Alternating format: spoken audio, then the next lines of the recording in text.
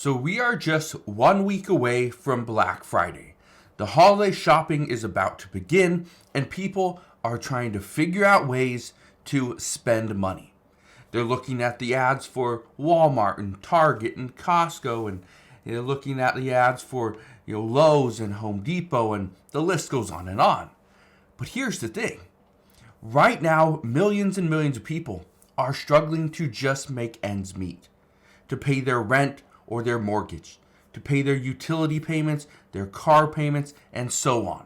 We're seeing repossessions are increasing, foreclosures are increasing, businesses are going under, and the economy is not exactly what the Biden administration has been saying. There are some tough spots in this economy.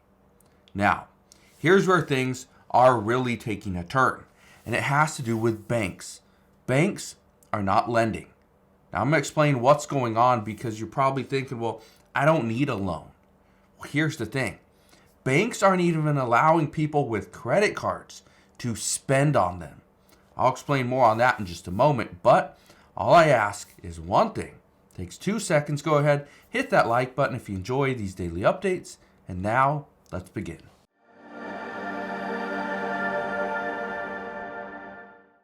So I've been saying this for several months. Actually, going back probably 1 or 2 years, I've been saying that banks are going to reach a point where they will stop lending. They will stop allowing you to use credit cards. They won't let you go and get a car loan, a home loan, or even open up a new line of credit. Well, that's exactly what we're seeing. Now, I want to read a few comments here in just a moment, but understand, when banks stop lending, it hurts the entire economy. I'm not just telling you this because you may not be able to buy gifts during this holiday season. I'm telling you about these banks because when banks and the banking industry stops lending altogether, that hurts the economy. People stop buying, businesses stop growing, layoffs will eventually happen, and we could end up in a recession. So, let me explain what's going on. First, let me read this comment. This person wrote to me a couple weeks ago, and this person writes, and I quote, "It's over for me and my 3 kids. I got a letter from Capital One saying that my credit card has been closed. I still have a $4,200 balance on the card, so they want me to keep paying that, but I can't use my card for anything anymore. This is what I was planning on using for Christmas shopping this year too. Now what?" Here's the issue. Now, this person has a $4,200 balance. Now, I don't know what their monthly payment is. I don't know if they're behind on payments. I have no clue. But here's what many credit card issuers are doing. It's not just Capital One or Chase or Bank of America, right? MasterCard, Visa, doesn't matter. What banks are now doing is trying to minimize their risk, because here pretty soon, these banks are going to have to contend with commercial mortgages. And right now, it's estimated that about $1.5 trillion in commercial real estate has to be refinanced. What banks are worried about is that those businesses that hold those loans will not come back to refinance. They will just give the properties to the banks. That will be an issue. Now, this person was planning on using this credit card for Christmas shopping this year. I've said this before, that what we are now seeing is that people are using credit cards to pay for gifts, but also everyday expenses. They're liquidating their stock portfolio. We're seeing people liquidate their 401ks. I've seen a couple people just in comments have sold vehicles or homes just to be able to afford everyday essentials. Yeah, somebody sold their home just recently. The reason why? Couldn't afford anything. They couldn't afford to eat out. They couldn't afford they couldn't afford toilet paper, right? These were things that they were considering these luxuries. Toilet paper, yeah, a luxury, not an everyday item. So they sold their home, probably for less than what it was worth, but sold it so that they would have a little bit of money that they could use. Another person wrote to me just a few days ago and says, and I quote, "You said months ago that banks were cutting back on lending, and you were right. I had an agreement with my bank and everything was all but signed for me to get a HELOC. For a HELOC is a home equity line of credit.